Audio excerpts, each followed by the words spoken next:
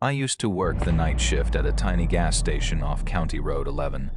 One of those places you only notice when your tank's dry or you hopelessly lost. It began on a Thursday around 1 a.m., damp and still outside, the hum of overhead lights gnawing at me like static in my ears. I just decided to microwave a cinnamon roll, not even sure if I wanted it.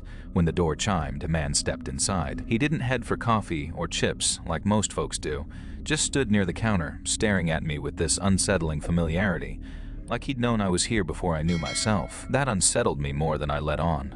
"Oh, right," I said. "Small town Meredith, right?" He asked. My name tag was gone. Not that I'd noticed until now. Wasn't sure how he knew my name, but then came the kicker. "You have nice handwriting." He gestured toward the whiteboard where I'd written, "Cinnamon coffee is back." Most people dot their I's like circles. You use little slashes. It's very specific, thoughtful. He bought nothing, just lingered for another minute, watching me as though studying my reactions. Then he nodded.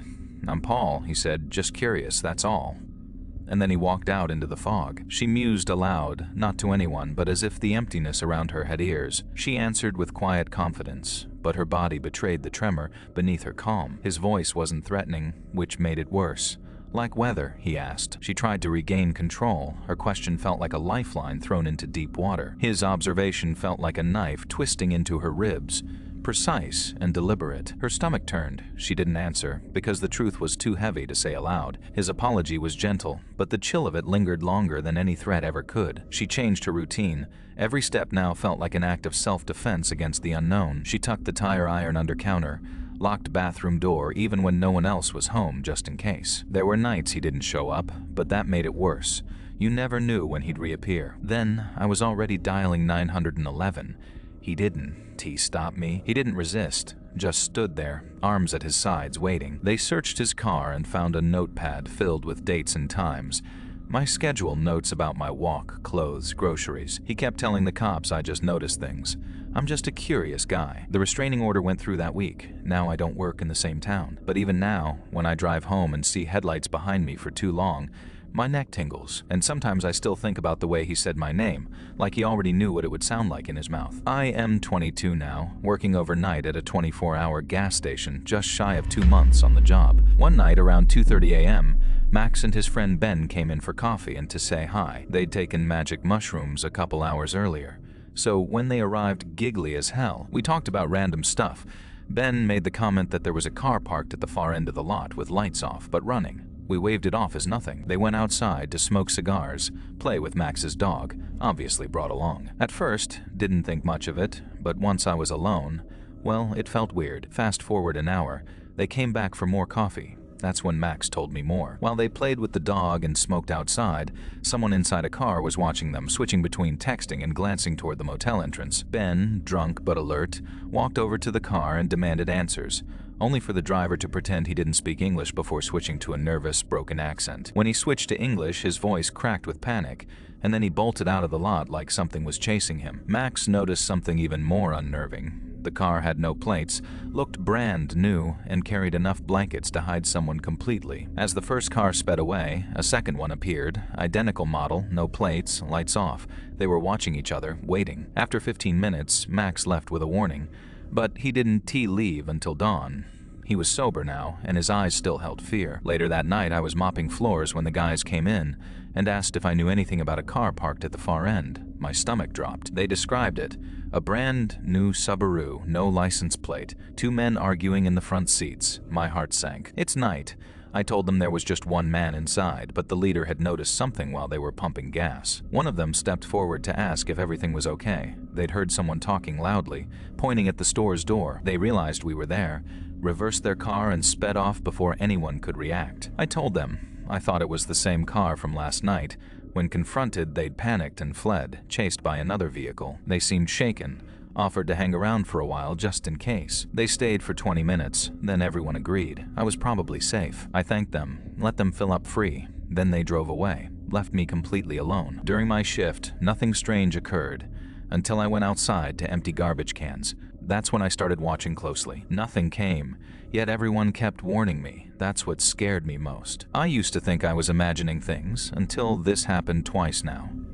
The same car, hidden from view. That's when doubt crept in. I started wondering, Was I truly paranoid, or had something real begun to unfold? If my fears were real, at least they weren't coming in alone. I get a break, but I hope when I return to work that car won't appear again. I usually just sit back, watch something on my laptop, maybe nap on the couch, then get up when I hear the bell. Working night shift, even normal stuff can get under your skin, especially when you think too much about it. I knew I hadn't. Not when the bell rang so clearly. Nothing came. I waited, then went back to the lounge, thinking maybe it was just one of those weird things. This time, my hair stood up, and I knew something was wrong. I walked outside to check, parking lot same as before.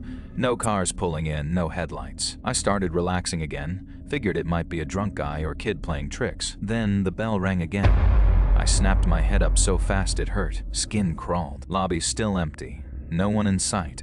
I stood up, walked around the desk, just to make sure no one was hiding. She walked around the motel, checking every bathroom, even stepping outside again. Still nothing. She moved quietly through the lobby, using her phone's flashlight. Still no sign of anyone. She returned inside, deciding to stay behind the front desk, hoping to catch whoever was sneaking around. She chose not to go to the lounge. Instead, she took up position behind the front desk. She began to drift off, wondering if she'd imagined the entire situation. Just as she began to let herself drift into sleep, the bell rang, startling her awake. She saw who pressed the bell, a pale hand rising from beneath the desk. She jumped up and sprinted toward the back office, slamming the door behind her. She stood trembling in the darkness, wondering how someone had managed to hide beneath the desk. She forced herself to check the security monitors, 4 feeds covering every angle of the building. One feed showed her own tipped-over chair.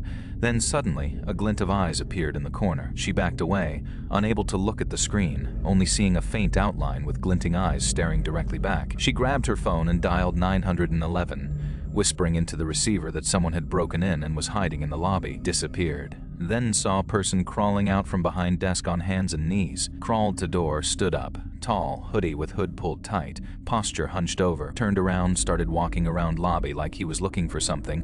Then turned toward hallway leading to back office. Pressed my back against locked door. A moment later, knob rattled. Just once. Very slow rattle, then nothing. After what felt like forever, heard slow footsteps moving away.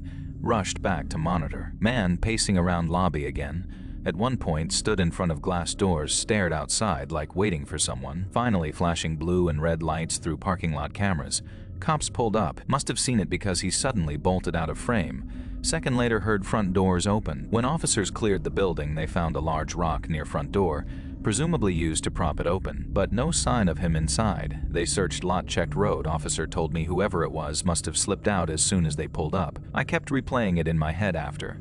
The way that hand just came up from under the desk calm as anything pressing the bell right in front of me. That experience, I don't think I'll ever look at that desk the same way again.